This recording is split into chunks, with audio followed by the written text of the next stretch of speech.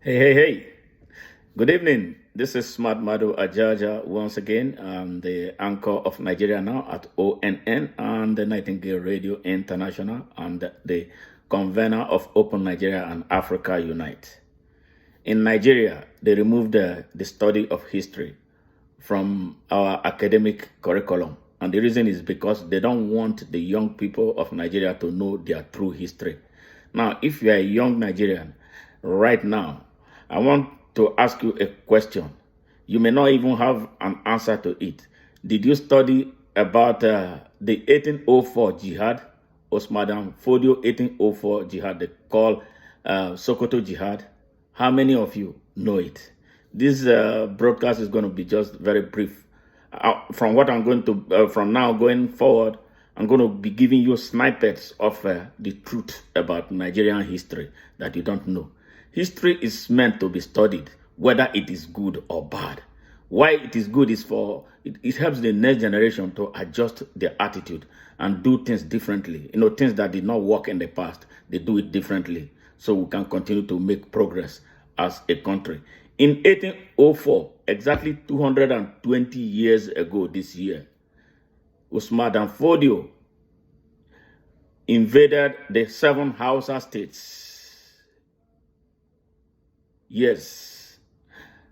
And created a capital for it in Sokoto state. Sokoto, that's what we refer to as Sokoto Caliphate today. They came, destroyed existing Hausa states. Hausa states are pure African states. They had their ways before they came. They had their cultures, they had their tradition.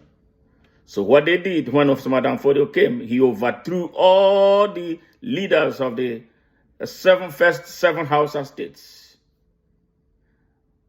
Killed a lot of people in that place to subdue the Hausa people. Yes, the Hausa people as we speak today are still, they did not recover from that assault on everything about them. Exactly 220 years ago. Now, as a young Nigerian, can you identify who an Hausa person is? No, you are not. Unless you are careful, unless you understand the history. The Hausa people have the highest population in West Africa. The greatest amount of them exist in Nigeria. In Nigeria, they're about the first or second highest population, though we have not been able as a country to be able to count ourselves correctly, because every time we count, we put politics into it. Counting or population censuses are supposed to be for strategic national development, not to know who is higher in number or other thing. It helps every country to plan for their people. But in Nigeria, when it is time to count, they rig it. People go to Niger, bring people and count them. And these are the people who are holding us hostage. They use this number to misappropriate Nigeria's money, apportion to them, and then leave the people starving and dying in the streets. But let's go back. That is a different angle of it. Let's go back to this thing. So when they overthrew the Hausa kings, killed as many Hausas as they could in order to subdue them, they created their own kingdom. That is how Sokoto Caliphate that you hear Sokoto is coming from. That is where you have Sultan of Sokoto. That is why you have Emir of Zaza. That is why you have Emir of Katsina. All those were Hausa states governed by Hausa people. Those were Hausa, traditional Hausa, cultural African Hausa kingdoms that this Usman Fodio and his children and his followers took away from them violently, just the same way they are doing today, and then instituted their own kingdoms. All right, gave them first Islam on them. I think the Hausa people they were practicing a different type of Islam, but they brought their own type of Islam and slammed it on them, and then called them that they are one. The Hausa people are very good people. They are very kind people. They are very gentle people. They are very hardworking people, if you can understand them. But this is one of the reasons they removed the study of history from our schools, so you don't understand the difference. A Fulani will commit a crime. Now what they did was what exactly the French people did to the French colonies in Africa. When they speak French and make all of them believe that they were all from Paris, they are all from France, they open the doors of Paris to see them. That is why you see a lot of Cameroonians in Paris, a lot of Congolese in Paris, a lot of them Ivorians in Paris, and a lot of Nigerians in Paris. They didn't know what these people were doing. They drilled them, make them feel like they were, and they seized everything from them and start telling them that they have to bring monies from their country to bank in the French central bank. They dig out their minerals from Africa and dump it in France. They borrow their own money and France charges them interest. That was what the Fulanis, Othman and Fodio Fulanis, let me qualify it. There were Fulanis in Nigeria before they came, very moderate Fulanis. We still have a lot of them. And that is those ones you see, they are very mellow. Those are the ones that you see are coming out to stand up to say what these people are doing is bad. But their voices are not as heard as this one. These ones are so violent. They seize our media, they seize our economy, they seize everything. They are the ones who want the Nigerian oil so badly. When they discover anything in any place where they control, it is theirs. But when they discover anything elsewhere in Nigeria, it's federal government's own. That is why they don't want the federal government of Nigeria to benefit from the gold in Zamfara. The gold in Zamfara is far much more than what they have in Ghana. That is supposed to be used for the good of the whole Nigeria. As soon as they discovered gold in Zamfara, they started creating confusion. They manufactured this banditry, bandits and banditry. They manufactured terrorism around the Chad Basin so that Nigeria will not exploit the oil reserve in the Chad Basin. That is why you see Boko Haram in Chad Basin. Know your history. History tied to economics. Nigerian young people, I am for you. I don't want anything, but I want to enrich you intellectually so that nobody will fool you again. The Boko Haram thing is not an Islamic jihad. It's a jihad for economics. And these are the people who are responsible for it. Wake up. Get up. So after they did this, in 1914, after the white man came to Nigeria, they had a southern protectorate and they had a northern protectorate. Again, for their own imperial economic goods. You see, these Oyibo people, they are bad. That's how they came. You know, how they say they discovered us. We have been existing before them. We are the source of the earth, and humanity started from Africa. But some people came to say that they discovered us, they discovered our rivers, they discovered everything about who we are. They wrote our history, handed them to us. Then we started studying our own history that is part of us. History we eat and drink and sleep with every day. Suddenly somebody came and wrote it and said, this is your history. They wrote whatever they want. They wrote us and positioned us as these savage, crude people, no good people. We were the first to do brain surgery. Tens of thousands of years ago, they called trephination. Yes, the black man did so much. If what you see in Egypt, the pyramids you see in Egypt, geometry had its origin in Africa. But they wrote us, made us look bad and hate ourselves. They gave us a different impression of God from what we know it is. This is how people dominate people. So coming to Nigeria, coming to what happened. In 1914, after the British saw the benefit they were deriving from these two protectorates, in the south of Nigeria, they had a lot of hard time, especially in the east of Nigeria, where the Igbos were dominant. They did not find it easy to colonize the people because the people are so Republican. They already had a country existing at the time they came. And now for you to come and want to impose another system, they resisted them. They resisted. So that was why at the time of signing the amalgamation treaty, they made sure that the Igbos were excluded. If you look at those who signed, 6 people who signed the amalgamation treaty that created the falsehood that we call Nigeria, that we must make whole.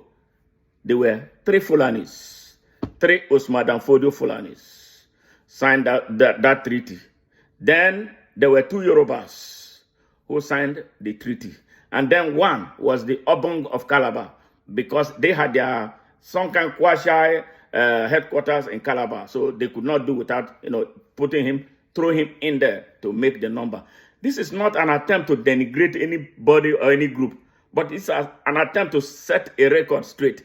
It's there. Read, research about Nigeria, so you don't be a fool, so no one can fool you. What they refuse to teach you in class, we are going to be teaching it to you here now. So take notes, record what you have to record, save what you need to save, so that nobody can fool you again. So after they signed the amalgamation treaty, we spent another 100 years until 2014, when the amalgamation treaty expired. And Nigeria as an entity became illegal because the amalgamation treaty expired. Now, once that expired, there was need for us to renegotiate about the way forward for Nigeria. No, some people won't have it because they know that people have become more conscious and people came with a lot of ideas about the way the country will work for the good of everybody. But no, they don't want the country to work. They want to be dominating. How can a minority be dominating 250 million people? That is why we are where we are. Yes, you know why the Nigerian army will never be an army? The army that work for us, that work for you and me. The army has is command and control infrastructure manipulated by these people. If you like, bring your father, make him the chief of army staff. It will not work because he's not in the loop of what he is commanding. That is why we must unbundle the Nigerian army, break the back of the Nigerian system, so all of us will be free. Has been what Nnamdi Kanu has been saying. Maybe he has not been articulating it in a manner that every Nigerian will understand, that we are all in prison of a minority. So my goal is to expand that message, extend it for you, to analyze it critically so it can go into your conscience. Then you go do your own research and ask yourself a question. Why are we a country? At independence, in 1960, they brought this imperial attitude with which they conquered the Hausa people into a Nigerian nation state. They don't understand that primitivity associated with the old kingdoms cannot grow, cannot help any country grow, that they needed to adjust their attitude. No, they won't have it. They wanted and had always been in charge of anything, even if they are ruining the country. Yes, you can't challenge them. When you challenge them, they come with the army. See what they are doing right now. Now, they will kill people in that part of the country. In quantum. No army is deployed. Boko Haram is pummeling the area.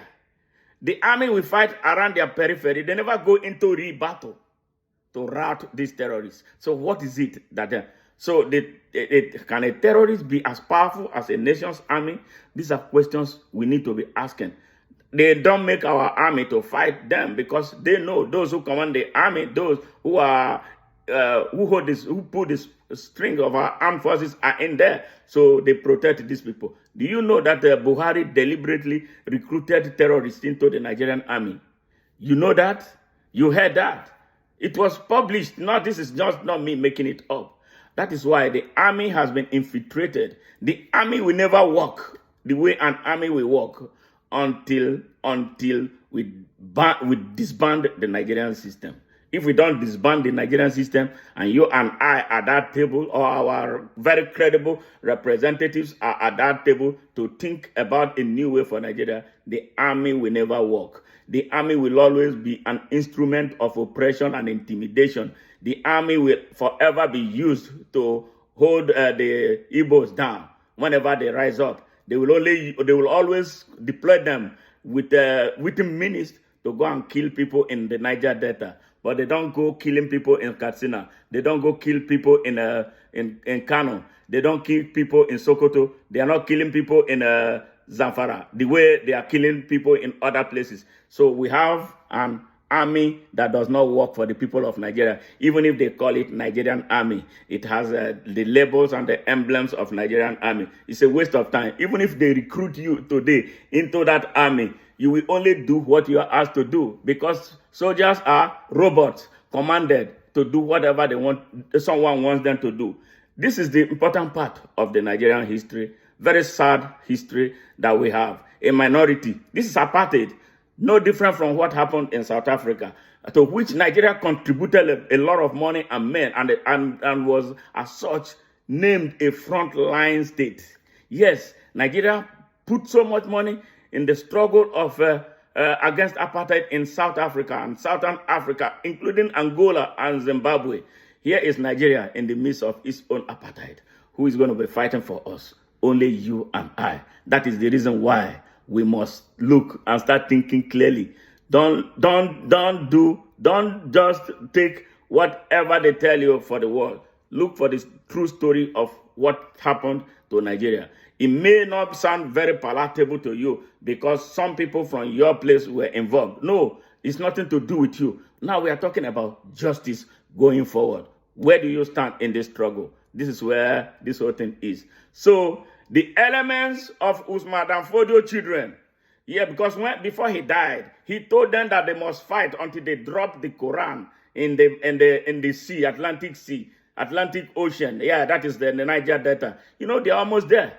Yes, that is what he told them. So that is the venom. I don't care how any of them feel. I am a Nigerian.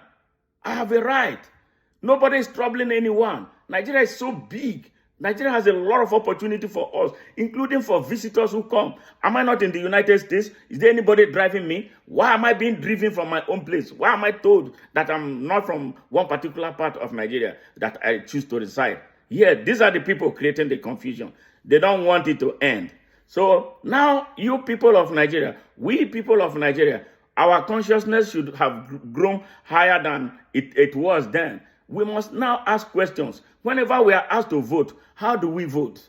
Are we voting right? We are voting tribes. We are voting people who don't represent the interest of us. These are the same people who come in the name of the North. Yes, they steal, they blackmail, they rob and exploit Nigeria in the name of the North. Northern Nigeria, they call it. Now, they make Northern Nigeria look like a country of its own in competition with the Nigerian that we are supposed to be celebrating as our independent country. When they steal on behalf of the North, where do they take it? They take it to Saudi Arabia. They put it in their own pocket. See the number of Al-Majiris in the North. Have you seen anything like that anywhere on earth? 20 million children under the age of 12, out of school, no form, no structure. Those are the people they use to intimidate us. Now it has become a national security emergency. The consequences of which is dire, if not well managed. As it has not been well managed. These are the people, they are governors, they are senators, they are everything that there is to be. They have been head of state. It's either they are head of state directly or remotely, controlling whoever is there when they are not there directly. They are so nepotistic. When you see them, when they occupy any position, they bring their people, whether the ones who know anything or who knows nothing, they bring them to do what? To make the system fail. Every institution they are in charge failed. The country failed because of them. Isn't it time we stopped and pause? What is the use of our majority in Nigeria if we cannot exercise it? The last election is an eye-opener, should be an eye-opener to you. Over 100 million Nigerians registered to vote. When it was time to vote, how many came out to vote? Not even, maybe not up to 30 million people came to vote. Yeah, this is how you lose. This is how the minority will continue to dominate you. And any nonsense they put out there is what you have to live by. Stand up for Nigeria. Good night from here.